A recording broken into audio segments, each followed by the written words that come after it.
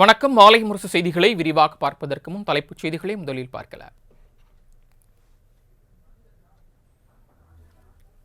பீகார் சட்டமன்ற தேர்தலில் தொடர்ந்து முன்னிலை வகித்து வரும் பாரதிய ஜனதா கட்சி பெரும்பான்மைக்கு தேவையான இடங்களை விட அதிக அளவில் முன்னிலை வகிப்பதால் தொண்டர்கள் குதூகலம்.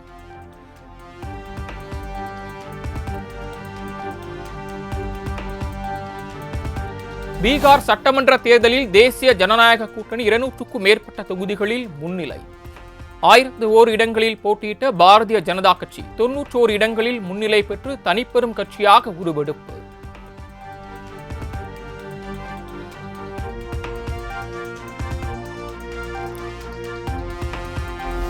பீகார் சட்டமன்ற தேர்தலில் கடும் பின்னடைவை சந்தித்த காங்கிரஸ் கட்சி 15 ஆண்டுகளில் இல்லாத அளவுக்கு சரிவை சந்தித்துள்ளதால் தொண்டர்கள் அதிருப்தி.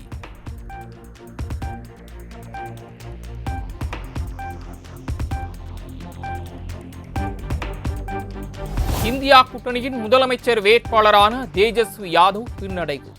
எதிர்த்து போட்டியிட்ட பாஜக வேட்பாளர் சதீஷ்குமார் 2288 வாக்குகள் வித்தியாசத்தில் முன்னிலை.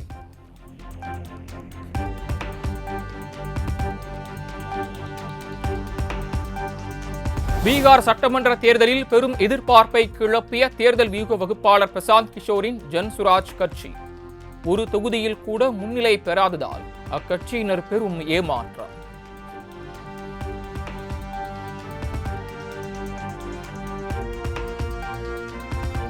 வெறும் 10,000 ரூபாய்க்கு விலை போன தேர்தல் என பிரசாந்த் கிஷோரின் ஜன்சுராஜ் கட்சி சாடல்.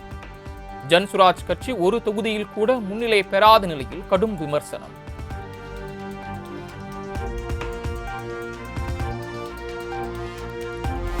பீகார் தேர்தல் முடிவுகள் எஸ்ஐஆர் சதியை அம்பலப்படுத்தியுள்ளதாக அகிலேஷ் யாதவ் விமர்சனம். பாஜக என்பது ஒரு கட்சியல்ல, மோசடி கும்பல் என காட்டம்.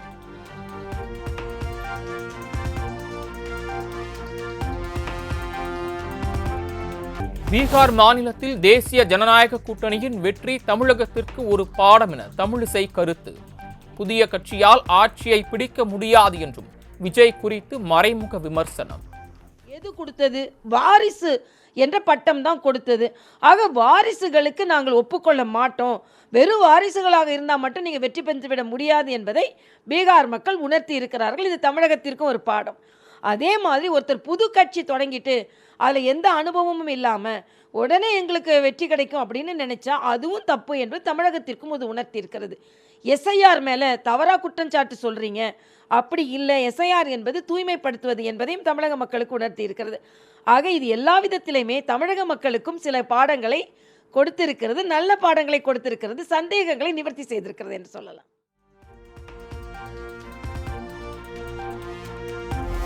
பீகார் தேர்தலில் தேசிய ஜனநாயக கூட்டணி மிகப்பெரிய வெற்றி அடையும் சூழல் ஏற்பட்டுள்ளதால் தமிழகத்தின் பல்வேறு மாவட்டங்களிலும் பாஜகவினர் கொண்டாட்டம். நெல்லையில் பாஜக மாநில தலைவர் நயினார் நாகேந்திரன் பொதுமக்களுக்கு இனிப்புகள் வழங்கி உற்சாகம்.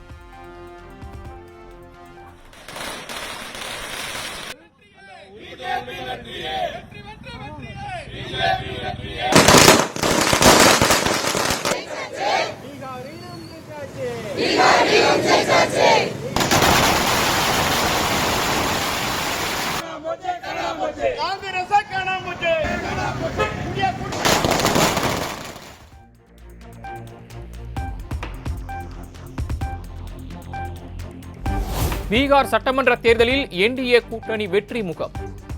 புதுச்சேரியில் பாஜக மாநில தலைவர் ராமலிங்கம் தலைமையில் அமைச்சர் நமச்சிவாயம், சட்டமன்ற உறுப்பினர் GNS ராஜசேகரன் ஆகியோர் பொதுமக்களுக்கு இனிப்புகள் வழங்கி கொண்டாட்டம்.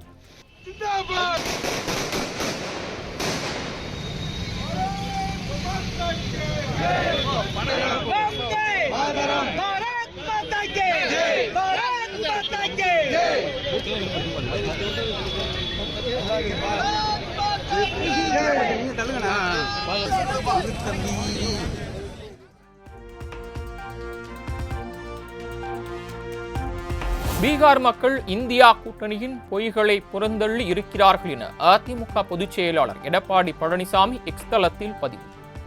கூட்டணியின் கூட்டு தலைமை மற்றும் வளர்ச்சிக்கான அர்ப்பணிப்பு பீகாரில் வெற்றியை சாத்தியமாக்கியுள்ளதாகவும் கருத்து.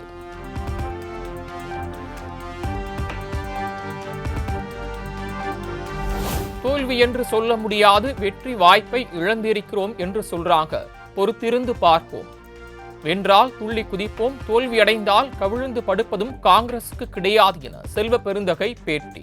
சொல்ல முடியாது, வெற்றி வாய்ப்பு இழந்திருக்காங்கன்னு சொல்றாங்க. அதை பொறுத்திருந்து பார்ப்போம். எல்லாம் 100 ஓட்டு, 50 ஓட்டு, 60 ஓட்டு. நாங்கள் எதையும் வெற்றி பெற்றால் துள்ளி குதிப்பதும், வெற்றி வாய்ப்பை இழந்தால் கவுந்தரிசி படுத்துக்கிற கட்சி காங்கிரஸ் பேரிக்கம் கிடையாது.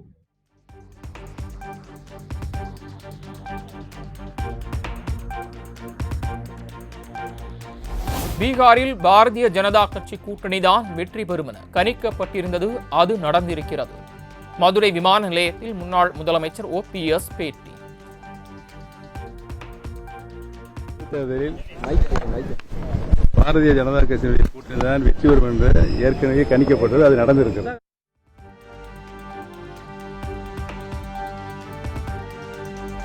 SIR காரணமாக மக்களின் வாக்குகள் பறிபோகும் சூழல் ஏற்பட்டுள்ளதாக முதலமைச்சர் மு.க. ஸ்டாலின் குற்றச்சாட்டு. உண்மையான வாக்காளர்கள் பட்டியலில் இருந்து விடுபடாமல் பார்த்துக் கொள்ள வேண்டும் எனவும் எக்ஸ் தளத்தில் பதிவு.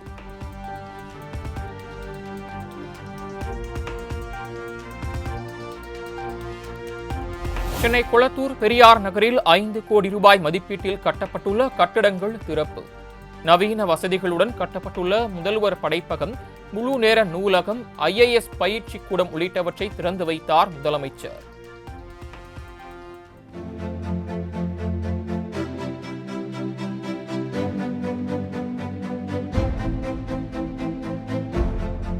தொடர்ந்து சென்னை பெருநகர் வளர்ச்சி குழுமம் சார்பில் 30 முதல்வர் படைப்பகங்கள் அமைப்பதற்கான பணிகள் இன்று 14/11/2025 கொளத்தூர் பெரியார் நகர் நூலகம், சென்னை பெருநகர் வளர்ச்சி குழுமம் சார்பில் 5.24 கோடி ரூபாய் மதிப்பீட்டில் புதுப்பிக்கப்பட்டு முதல்வர் படைப்பகம் மற்றும் நவீன நூலகமாக மாண்புமிகு தமிழ்நாடு முதலமைச்சர் அவர்களின் திருக்கரங்களால் மக்கள் பயன்பாட்டிற்கு அர்ப்பணிக்கப்பட்டுள்ளது.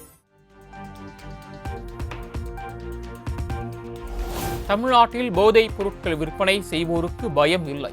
திண்டிவனத்தில் நடந்த ஆர்ப்பாட்டத்தில் அதிமுக MP CV சண்முகம் பேச்சு.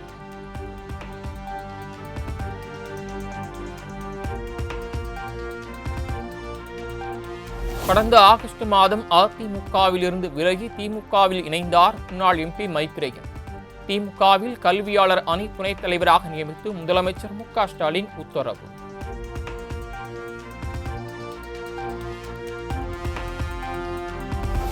சுதந்திர இந்தியாவின் முதல் பிரதமர் மறைந்த ஜவஹர்லால் நேருவின் 137வது பிறந்த நாள்.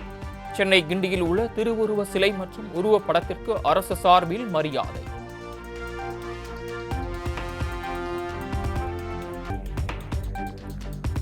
நிதி நிறுவன மோசடி வழக்கில் சரணடைந்த தேவநாதன் யாதவை வரும் நவம்பர் 24ஆம் தேதி வரை சிறையில் அடைக்க உத்தரவு. நிதி நிறுவன மோசடி வழக்குகளை விசாரிக்கும் சிறப்பு நீதிமன்றம் அதிரடி ஆணை.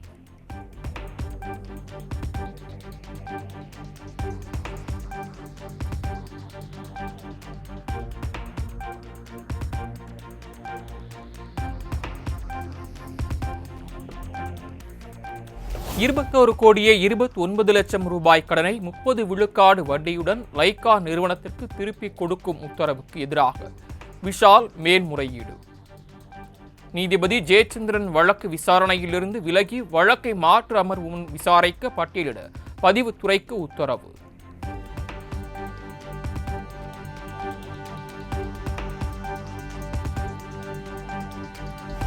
தமிழகத்தில் 5 நாட்கள் கனமழை பெய்யும் என வானிலை மையம் கணிப்பு. நெல்லை, தென்காசி, தேனி, கன்னியாகுமரி மற்றும் தூத்துக்குடியில் இன்று கனமழைக்கு வாய்ப்பு.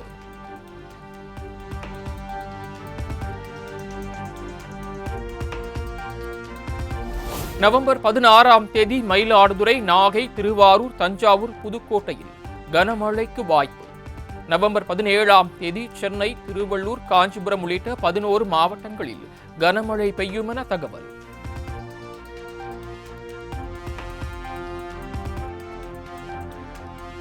தமிழ்நாட்டில் வடகிழக்கு பருவமழை இயல்பை விட 6 விழுக்காடு குறைவு.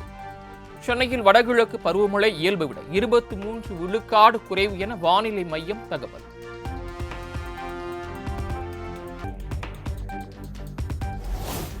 சென்னையில் ஆபரண தங்கத்தின் விலை சவரனுக்கு ₹480 குறைவு. 1 கிராம் 11,840க்கும், 1 சவரன் 94,720க்கும் விற்பனை.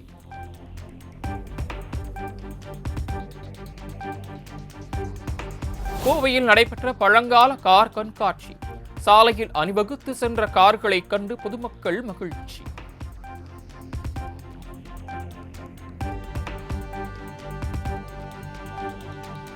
கோவை மாவட்ட ஆட்சியர் அலுவலகத்திற்கு 9வது முறையாக வெடிகுண்டு மிரட்டல் விடுக்கப்பட்டதால் பரபரப்பு. மோப்பநாய் மற்றும் வெடிகுண்டு கண்டறியும் நிபுணர்கள் தீவிர சோதனை.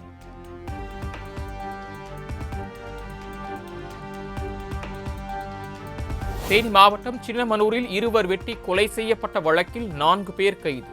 பழிக்கு பழியாக கொலை அரங்கேறியுள்ளதாக போலீசாரின் முதற்கட்ட விசாரணையில் தகவல்.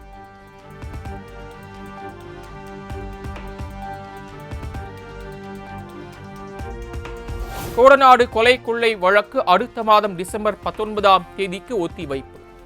கூடுதலாக கால அவகாசம் கோரியதை அடுத்து உதகை மாவட்ட அமர்வு நீதிமன்ற நீதிபதி முரளிதரன் உத்தரவு.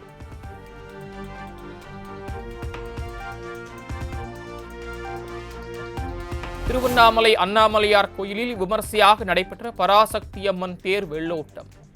பக்தி முழக்கத்துடன் தேரை வடம் பிடித்து வழிபாடு.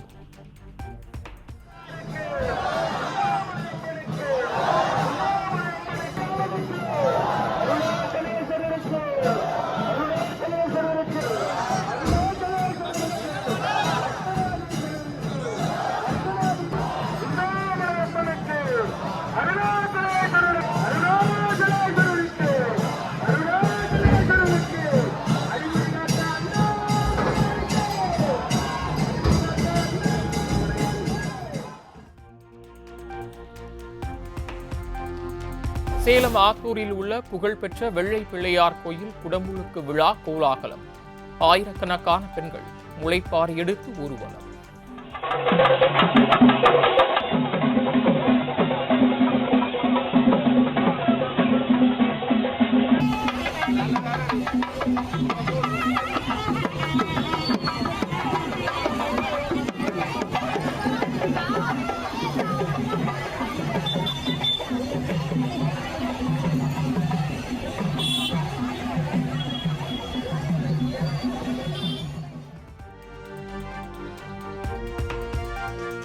டெல்லி செங்கோட்டை கார் வெடிப்பு சதித்திட்டத்தை அரங்கேற்றிய டாக்டர் உமரின் வீடு தகர்ப்பு. காஷ்மீரின் புல்வாமாவில் இருந்த வீட்டை இடித்து தகர்த்த பாதுகாப்பு படையினர்.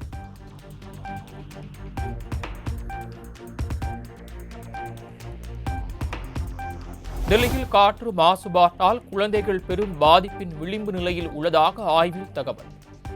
நாடு முழுவதும் ஓராண்டில் காற்று மாசுபாட்டால் 1 லட்சம் குழந்தைகள் உயிரிழப்பு எனவும் அதிர்ச்சி ரிப்போர்ட்.